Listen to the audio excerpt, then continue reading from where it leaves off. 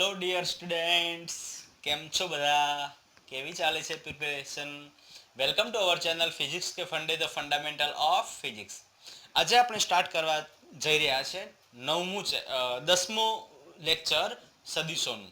અને આજે આપણે ભણવાના છીએ સદીશોનું વિભાજન, રિઝોલ્યુશન ઓફ વેક્ટર્સ. હવે સદીશોનું વિભાજન એટલે શું એ પહેલા તો આપણે સમજી લઈએ. ફોર એક્ઝામ્પલ, કોઈ પદાર્થ એના પર આપણે આવી રીતના કંઈક બળ લગાવી રહ્યા છીએ અને એના પર લાગતું બળ આપણે માની લઈએ કે F લાગી રહ્યું છે.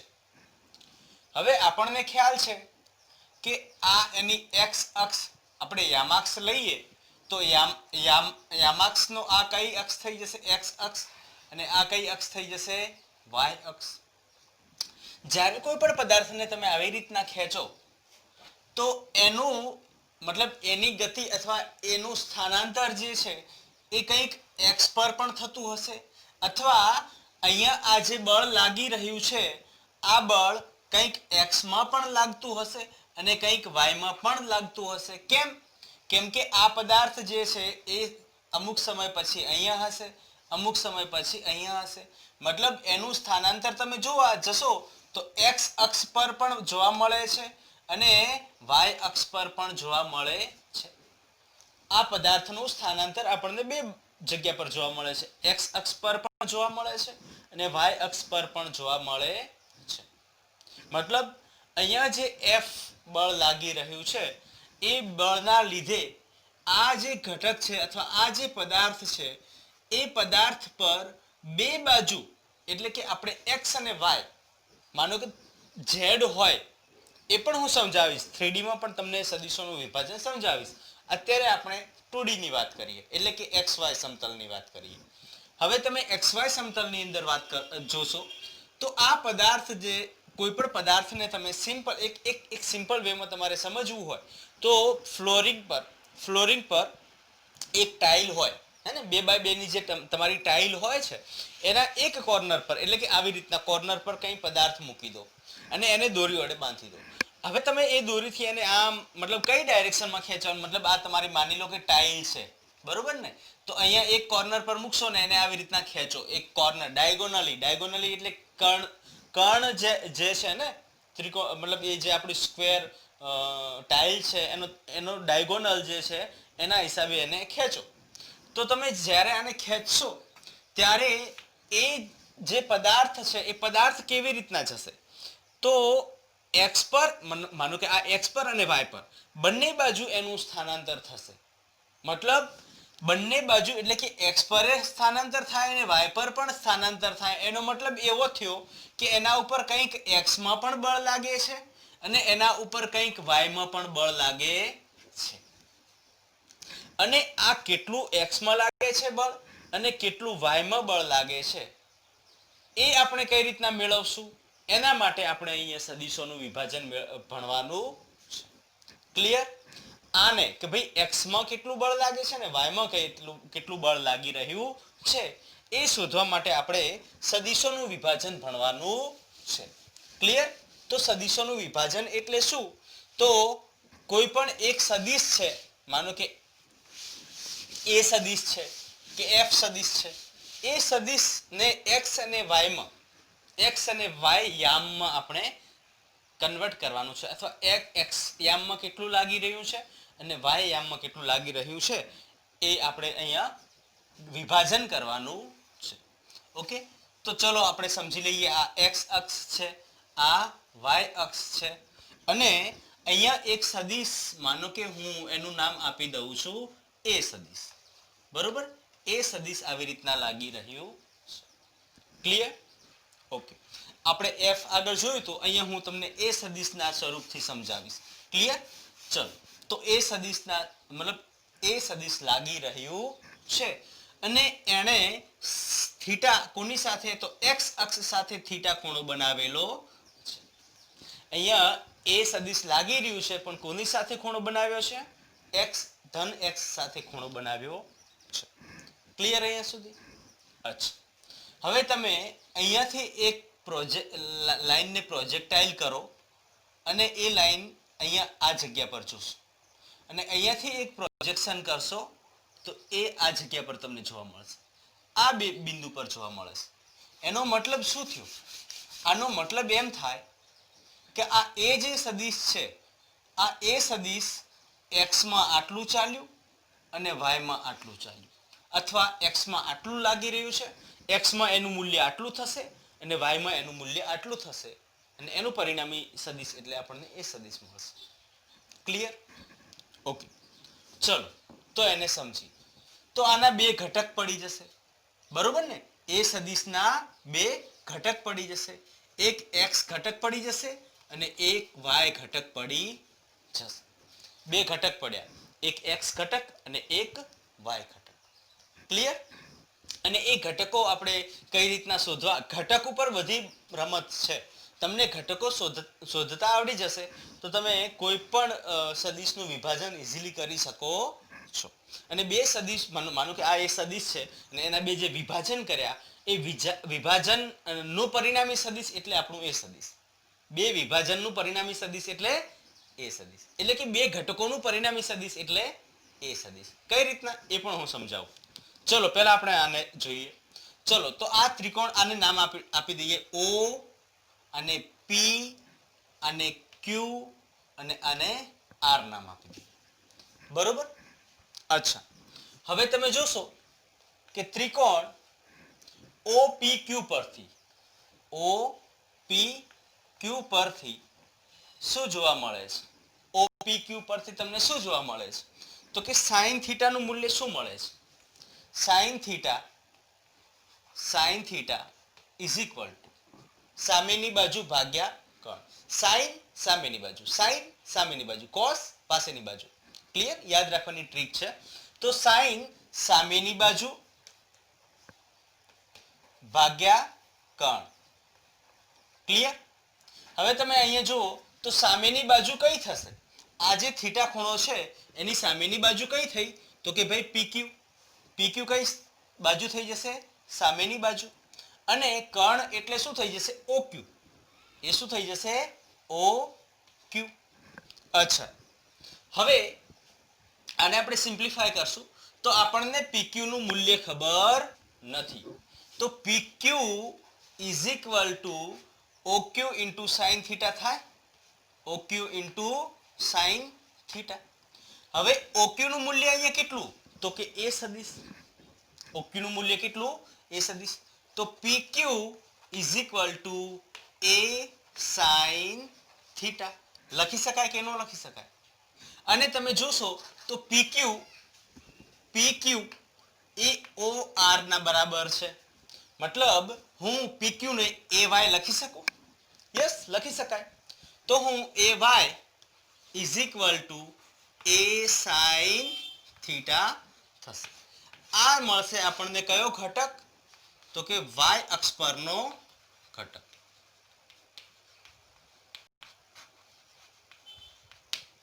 ક્લિયર? સદિશનું વિભાજન કરી રહ્યા છીએ ને એમાં આપણે પહેલા કોનો ઘટક લીધો?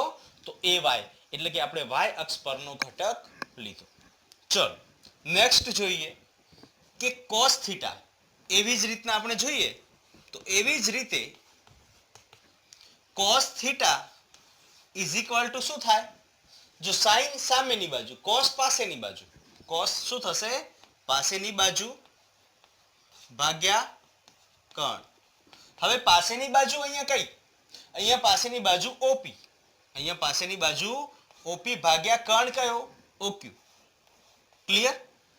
અને આના ઉપરથી આપણને વેલ્યુઝ મળશે. એક મિનિટ હું જોઈ લઉં કે તમને દેખાય છે કે નથી દેખાતું. દેખાશે, હજી નીચે દેખાશે.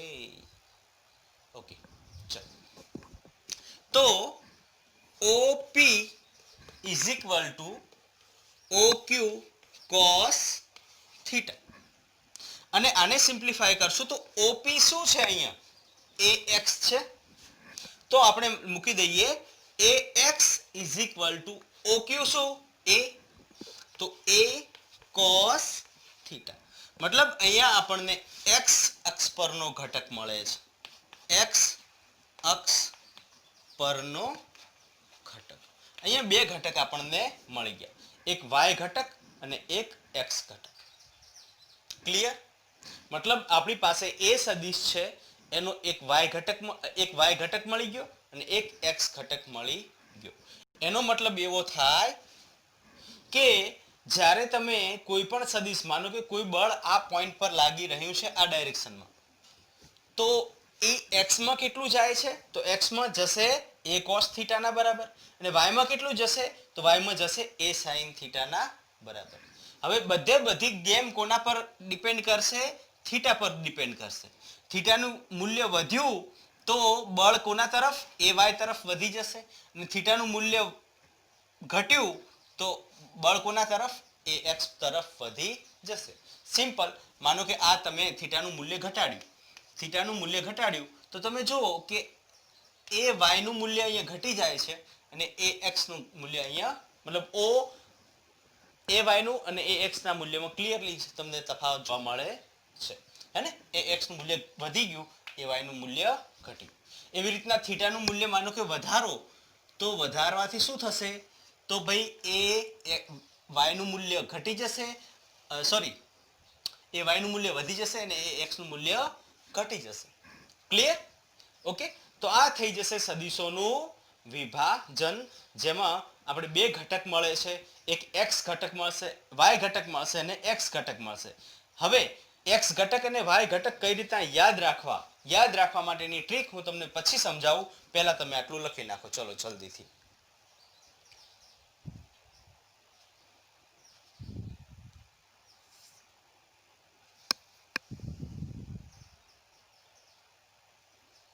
લખાઈ ગયું? ઓકે ચલો. હવે જુઓ તમે, લખાઈ ગયું ને? ચલો હવે અહીંયા જુઓ તમે કે આપણને બે ઘટક મળી ગયા, હે ને? એક વેક્ટર એ સદિશ છે અને એ સદિશના આપણને x અને y એવી રીતના બે ઘટક મળી ગયા છે. હવે આ બે ઘટક જે મળ્યા એ કોના પર ડિપેન્ડ કરે છે? તો કે વેલ્યુ આ થીટા પર ડિપેન્ડ કરે છે. ફોર એક્ઝામ્પલ, હું તમને એક એક્ઝામ્પલ આપું. અહીંયા આ x એક્સિસ અને આ y એક્સિસ, અને અહીંયા એક ઘટક લાગી રહ્યો છે, મતલબ આને આપણે f નામ આપી દઈએ ને, બળ લાગી રહ્યું છે, બળ f આવી રીતના લાગી રહ્યું છે, હે ને? f સદિશ, f વેક્ટર. માનો કે આ એંગલ થીટા અહીંયા છે, તો આપણો ax કેટલો થશે? f cos theta. જેની સાથે ખૂણો બનાવે એની સાથે cos ઘટક બનશે. જેની સાથે ખૂણો બનાવે એની સાથે કયો ઘટક બનશે? cos ઘટક બનશે. અને એના સિવાયનો બીજો ઘટક કયો? તો x ને લંબ કોણ? y. તો એનો જે લંબ હશે એ sin ઘટક બનશે. બરોબર કે નહીં? x ને લંબ કોણ? y. x ને લંબ કોણ? y. તો f cos થીટા ને જે લંબ હશે એ થઈ જશે sin ઘટક. ક્લિયર? એક બીજી મતલબ ફિગર પર સમજાવી દઉં. માનો કે અહીંયા f બળ લાગી રહ્યું છે અને ખૂણો જે છે એ થીટા કોની સાથે બનાવ્યો છે? y સાથે બનાવ્યો. હવે તમે જુઓ, y સાથે બનાવ્યો એટલે જરૂરી નથી કે તમારું ay ઓલવેઝ cos થીટા આવે ને ay ઓલવેઝ sin થીટા આવે, એવું જરૂરી નથી. પોઈન્ટ્સ અહીંયા સમજવાના છે કે જેની સાથે ખૂણો બનાવે, અહીંયા ખૂણો કોની સાથે બનાવ્યો? y સાથે. તો ay શું થઈ જશે? fy લઈએ ને, ay નહીં, fy લઈએ. f એટલા માટે કે આપણે બળની આગળ આપણે a લીધેલો છે એટલા માટે a, અને અહીંયા fy, હે ને? બળનો x ઘટક, બળનો y ઘટક, બળનો અહીંયા y ઘટક. અચ્છા, એક કામ કરીએ, બળનો અહીંયા y ઘટક કેટલો મળશે? તો કે ભાઈ f cos થીટા, અને બળનો x ઘટક કેટલો મળશે? તો બળનો જે y ઘટક છે એનાથી લંબ જે હશે એ થશે બળનો x ઘટક. એટલે f sin થીટા મતલબ cos થીટા ને લંબ કોણ? તો આ cos થીટા, એને લંબ કોણ? તો cos x. તો આ થશે f sin થીટા.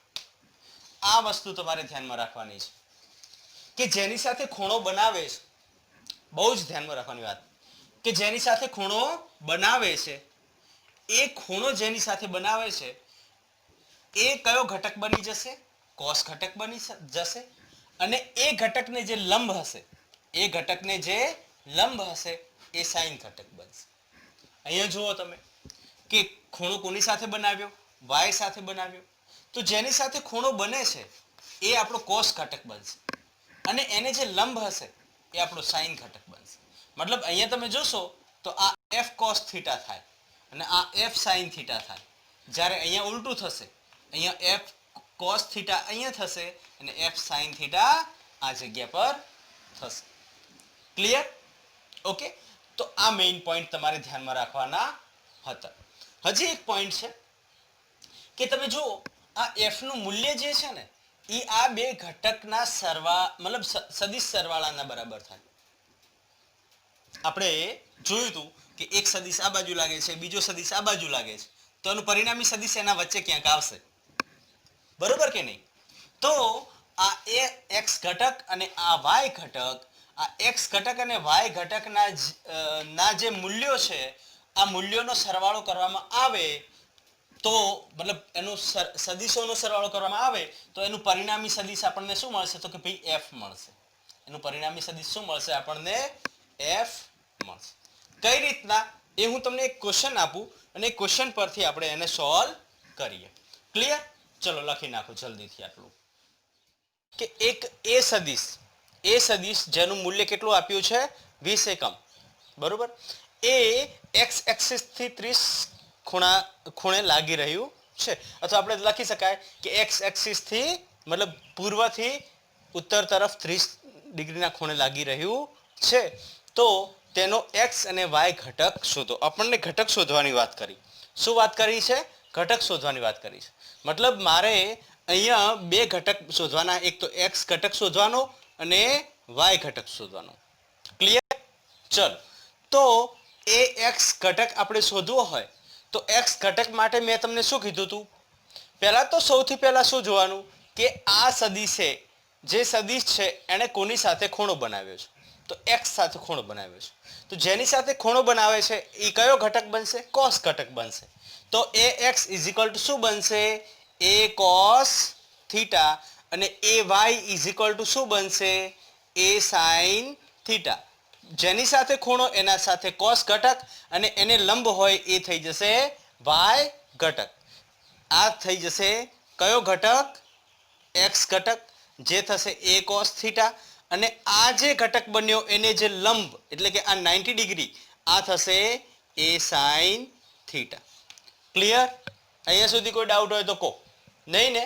ઓકે, તો વેલ્યુઝ મૂકી દો. આની અંદર વેલ્યુઝ મૂકી દો તો આપણને x ઘટક કેટલો મળશે? તો x ઘટકનું મૂલ્ય મૂકીએ. અહીંયા કેટલા છે?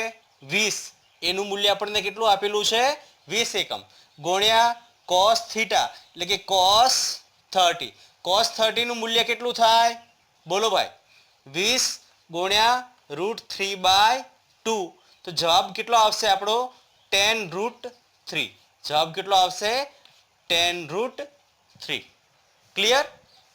ઓકે, ચલો આ y ને આપણે થોડો ઉપર કરી દઈએ તો નડે નહીં. હવે તમે અહીંયા જુઓ તો અહીંયા એનું મૂલ્ય 20 ગુણ્યા sin થીટા એટલે કે sin 30. sin 30 નું મૂલ્ય કેટલું? 1/2. ઓકે, તો 30 sin 30 હે ને 20 * sin 30 એટલે 20 ગુણ્યા sin 30 નું મૂલ્ય કેટલું થાય? 1/2 ને આ થશે 10. આપણને કંઈ એકમ આપ્યો નથી. એકમ આપ્યો નથી. બળ હોય તો ન્યૂટન હોય, પણ અહીંયા કોઈ એકમ આપ્યો નથી. તો ખાલી આપણે એઝ ઇટ ઇઝ યુનિટ એમને મૂકી રાખશું. ક્લિયર? તો આપણને મળી ગયું કે ભાઈ ax એટલે કે x ઘટકમાં લાગતું સદિશ એટલે માનો કે બળ આપ્યું હોત તો x ઘટકમાં લાગતું બળ કેટલું થશે? tan√3 અને y ઘટકમાં લાગતું એટલે કે y દિશામાં લાગતું બળ કેટલું થશે? 10. જો બળ આપ્યું હોય તો આપણે બળ સમજવા માટે, બરોબર ને? tan√3 અને tan. ક્લિયર? અને ટોટલ કેટલું છે? 20. મતલબ અહીંયા ડિવિઝન થઈ ગયું. શું થઈ જાય છે?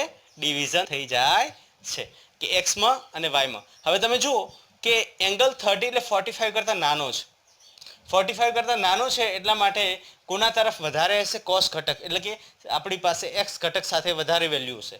તો તમે જુઓ x ઘટકની વેલ્યુ વધારે છે અને y ઘટકની value as compare to this ઓછી છે. ક્લિયર? હવે મેં તમને એક વાત કરી હતી. કઈ વાત કરી હતી? કે આ સદિશ, માનો કે આપણે આને આપણે એ સદિશ માની લઈએ અને આને બી સદિશ માની લઈએ, હે ને? તો આનું પરિણામી સદિશ, તો એના માટેનું ફોર્મ્યુલા આપણી પાસે પરિણામી સદિશનું શું? તો r is equal to r નો વર્ગ ઇઝ ઇક્વલ ટુ a નો વર્ગ પ્લસ b નો વર્ગ પ્લસ 2ab cos થીટા. હવે તમે જુઓ કે આ બંને ઘટક એકબીજા સાથે કેવા છે? લંબ. લંબ એટલે 90 ડિગ્રી, મતલબ cos 90 0 થઈ જશે, એટલે આખે આખું ટર્મ 0 થઈ જશે. આપણી પાસે વધશે શું?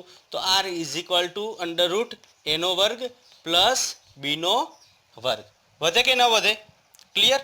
તો તમે આને સોલ્વ કરશો ફર્ધર, તો ભાઈ એની જગ્યાએ અહીંયા શું થશે? અંડર રૂટ ax નો વર્ગ પ્લસ ay નો વર્ગ, અને આ જે જવાબ મળશે એ કેવો મળશે આપણને? તો વેલ્યુઝ મૂકી દો, હે ને? વેલ્યુઝ મૂકી દો. વેલ્યુઝ કેટલી મૂકશો? તો કે ભાઈ ax એટલે કે 10√3 નો વર્ગ પ્લસ 10 નો વર્ગ.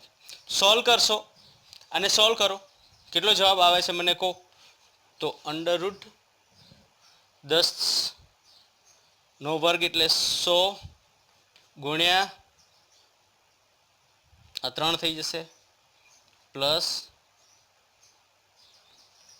100 અંડર રૂટ 400. નહીં દેખાય ને? દેખાતું નહીં હોય તો અંડર રૂટ અહીંયા આવશે 400. અંડર રૂટ 400 આવ્યો, એનો મતલબ કે આરની વેલ્યુ અહીંયા કેટલી મળી? 20. મતલબ અહીંયા આપણે જે ઘટક લઈએ છીએ એ ઘટકનું પરિણામી સદિશ એટલે આપણું જે આ એ સદિશ છે એ, અને એ પરિણામી સદિશ છે એના બે ઘટક એટલે કે એક્સ અને વાય બે ઘટક બનશે. ક્લિયર? ઓકે, ચલો લખી નાખો જલ્દીથી. એના પછી હું એક ક્વેશ્ચન કરાવી દઉં.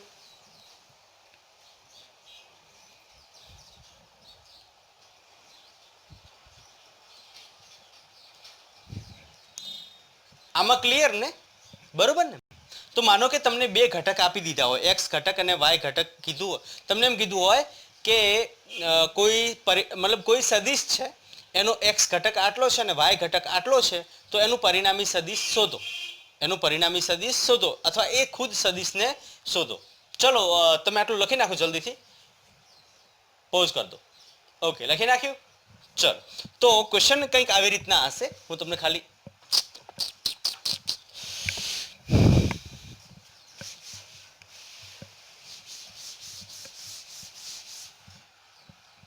ક્વેશ્ચન કંઈક આવી રીતના હશે, સમજાવું કે કોઈ સદિશ છે જેનો એક્સ ઘટક આપણને આપ્યો છે, એક્સ ઘટક 5√3 આપ્યો છે, અને વાય ઘટક જે આપ્યો છે એ 5 આપ્યો છે, હે ને? માનો કે બળ જ છે, બળ જ બળનું એક્સ ઘટક જે છે એ આટલા ન્યૂટન આપ્યું છે અને વાય ઘટક આટલા ન્યૂટન આપ્યું છે. તો પદાર્થ પર લાગતા પરિણામી બળ અથવા બળનું મૂલ્ય શોધો. બળનું મૂલ્ય શોધો. તો કઈ રીતના શોધશું? સિમ્પલ. આપણી પાસે એફ નું મૂલ્ય શોધવું હોય એના માટે ફોર્મ્યુલા કયો હતો? ax નો વર્ગ પ્લસ ay નો વર્ગ પ્લસ 2ab cos થીટા. પણ cos થીટા અહીંયા x અને y ની વાત કરી તો x ને y હંમેશા એકબીજા સાથે કેવા હશે? લંબ હશે. લંબ હશે એટલે એના મૂલ્ય ડાયરેક્ટ 0 થઈ જશે. એટલે આપણે માત્ર ને માત્ર આ ફોર્મ્યુલા યાદ રાખવાનો છે. તો હવે તમે જોઈ શકો કે ax એટલે કેટલું થશે? 5√3 નો વર્ગ પ્લસ a એટલે કે અહીંયા થશે 5 નો વર્ગ. હવે તમે આને સોલ્વ કરશો. સોલ્વ કરો, ચલો જલ્દીથી આને સોલ્વ કરો. 25 okay into 3 plus 25, that is 75 plus 25, that is under root 100, અને એનો જવાબ આવશે 10. મતલબ અહીંયા રિઝલ્ટન્ટ કેટલું મળશે? 10. મતલબ કે એ પદાર્થ પર કેટલું પરિણામી બળ એટલે કે કુલ બળ કયું લાગી રહ્યું છે? 10 ન્યૂટન. ક્લિયર? ખબર પડી કે નહીં? ચલો લખી નાખો જલ્દી.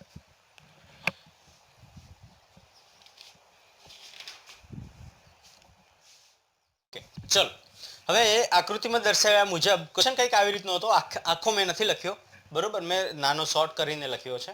ક્વેશ્ચન એવી રીતના હતો કે આકૃતિમાં દર્શાવ્યા મુજબ એક હોડીને બે દોરડા વડે બાંધેલી છે, અને એ બંને દોરડા માં ઉદ્ભવતું તણાવ બળ જે છે એ T1 અને T2 આપેલું છે અને T1 T2 નું મૂલ્ય આપણને કેટલું આપ્યું છે કે 5 ન્યૂટન અને 10 ન્યૂટન જેટલું તણાવ બળ ઉદ્ભવે છે કોની અંદર દોરડામાં બરોબર ને ઓકે હવે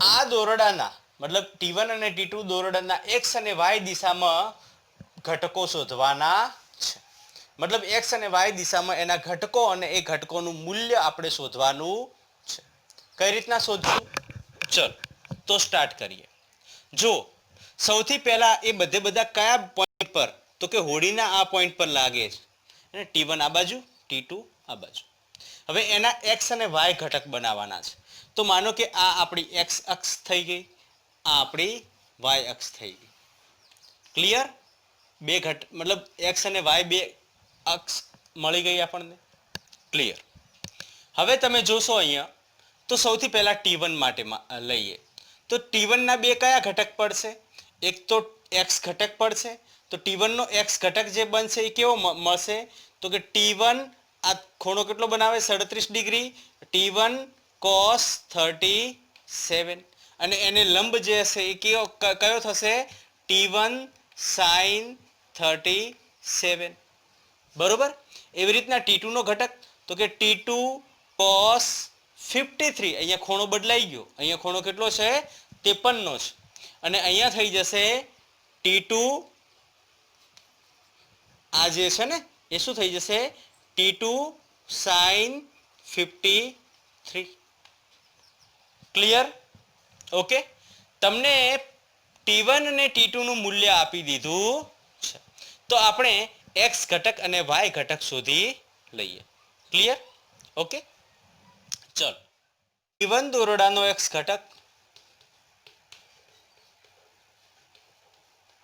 તો T1 દોરડાનો x ઘટક આપણને કેટલો મળશે અહીંયા T1 cos 37 T1 નું મૂલ્ય કેટલું T1 નું મૂલ્ય કેટલું 5 ન્યૂટન ઇન્ટુ cos 37 હવે cos 37 માટે મેં તમને ટ્રાયેંગલ 3 4 5 નો ટ્રાયેંગલ ઓલરેડી કરાવ્યો છે આગળના લેક્ચર્સમાં પણ ફરીથી અહીંયા તમે જોઈ લો માનો કે આ ખૂણો તમારો છે 37 નો અને આ ખૂણો છે તમારો 53 નો અને આ રાઈટ એંગલ્ડ ટ્રાયેંગલ છે તો તમે જુઓ બધા મતલબ 53 + 37 એટલે 90 90 + 90 180 ખૂણો બની જશે હવે જુઓ આ લાંબામાં લાંબો કર્ણ કહેવાય તો એ સૌથી મોટામાં મોટો એટલે 5 હવે 37 ડિગ્રીની સામેની બાજુ નાની હશે એટલે એને આપણે 3 અને 53 ડિગ્રીની સામેની બાજુ આ મોટી હશે એટલે 4 મતલબ આપણે 3 4 5 નો અહીંયા ટ્રાયેંગલ કહેવામાં આવે છે 3 4 5 નો ટ્રાયેંગલ હવે તમે જુઓ કે cos 37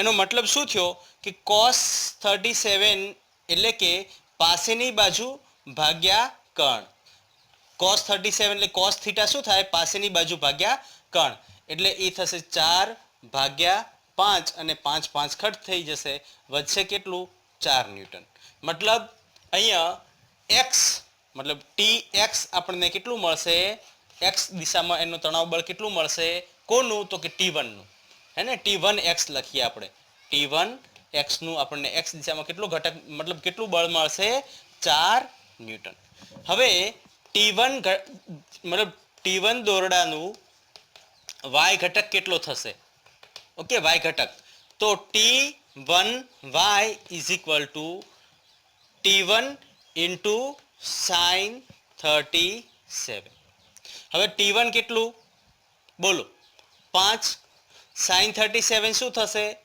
sin 37 sin સામેની બાજુ ભાગ્યા કર્ણ સામેની બાજુ કેટલી 3 ભાગ્યા કર્ણ કેટલો 5 5 5 કટ થઈ જશે વધશે શું 3 ન્યૂટન મતલબ આપણને એ ખબર પડી કે અહીંયા આનો x ઘટક 4 ન્યૂટન આપે અને આનો y ઘટક આપણને કેટલું આપે 3 ન્યૂટન આપે છે ક્લિયર ઓકે હવે વાત કરીએ નેક્સ્ટ એટલે કે T2 દોરડાનો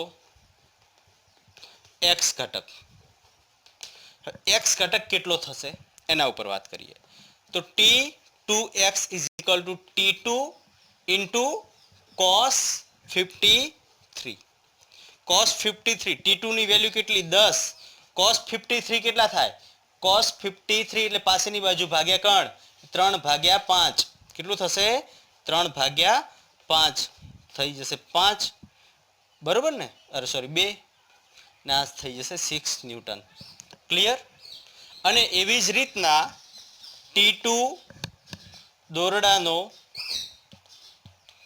y ઘટક તો t2 દોરડાનો y ઘટક આપણને કેટલો મળશે એ આપણે જોઈ લઈએ x ઘટક મળ્યો હવે t2 દોરડાનો y ઘટક t2y t2y ઘટક કેટલો છે sin 53 કેટલો છે sin 53 t2 કેટલું 10 વેલ્યુઝ મૂકો sin 53 એટલે શું અહીંયા જુઓ sin 53 સામેની બાજુ ભાગ્યા કણ હે ને 53 અહીંયા તો સામેની બાજુ ભાગ્યા કણ આ સામેની બાજુ થઈ ને આ સામેની બાજુ ભાગ્યા કણ ક્લિયર તો એ સામેની બાજુ ભાગ્યા કણ એટલે 4/5 અને 5 દુ 10 એટલે 4 દુ 8 ન્યૂટન ક્લિયર માનો કે તમને આની અંદર પૂછે કે આના ઉપર લાગતું નેટ બળ કેટલું થશે તો તમે હવે તમને ખ્યાલ આવી ગયો કે આ બાજુ અહીંયા કેટલું 3 ન્યૂટન લાગે છે આ બાજુ 4 ન્યૂટન લાગે છે અહીંયા x ઘટક પર કેટલું લાગે છે 6 ન્યૂટન લાગે છે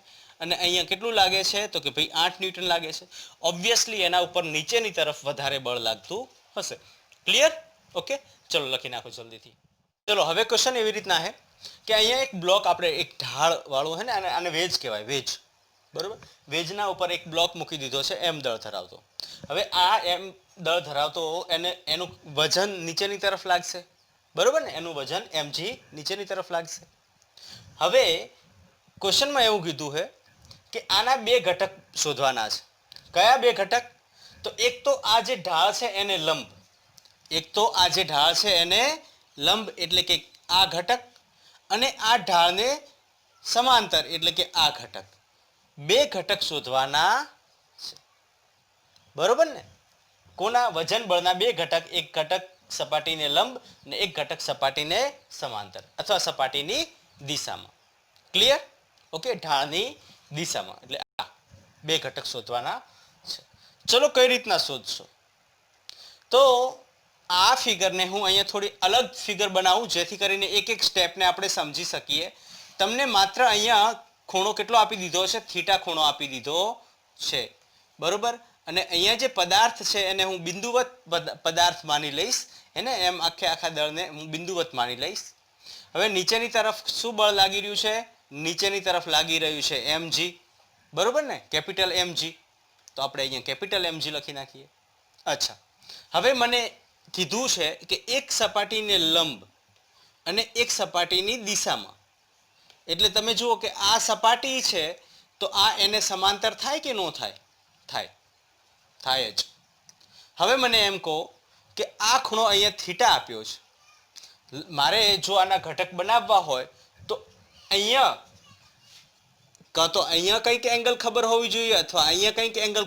ખબર હોવી જોઈએ થીટાનું મૂલ્ય આપણને ખબર હોવું જોઈએ ખૂણાનું મૂલ્ય આપણને ખબર હોવું જોઈએ પણ તમને ખૂણાનું મૂલ્ય ક્યાં આપી દીધું છે આ જગ્યા પર આપી દીધું છે તો તમે કઈ રીતના સોલ્વ કરશો સિમ્પલ જુઓ આને તમે લંબ નીચે ખેંચી લીધું તો આ થઈ જશે અહીંયા 90 ડિગ્રી બરોબર હવે ત્રિકોણ હોય તો ત્રિકોણના બધા ખૂણાનો સરવાળો કેટલો થાય 180 ડિગ્રી થાય તો અહીંયા 90 અહીંયા થીટા તો આ કેટલું થશે 90 માઇનસ થીટા થશે આ ખૂણો કેટલો થશે 90 માઇનસ થીટા અને જો આ ખૂણો 90 માઇનસ થીટા થાય તો આ ખૂણો કેટલો થઈ જશે કેમ કે આ આખો ખૂણો જે છે એ કેટલો છે 90 ડિગ્રી તમે જુઓ આ ખૂણો જે છે એ કેટલો છે 90 ડિગ્રી હે ને આ ખૂણો ચલો સિમ્પલ ફરીથી તમને અહીંયા કરાવી દઉં કે અહીંયા આ લંબ છે તો આ ખૂણો કેટલો થશે 90 અને અહીંયા નીચેની તરફ mg તો આ જો 90 માઇનસ થીટા હોય તો આ કેટલો થઈ જશે થીટા થઈ જશે બરોબર કે નહીં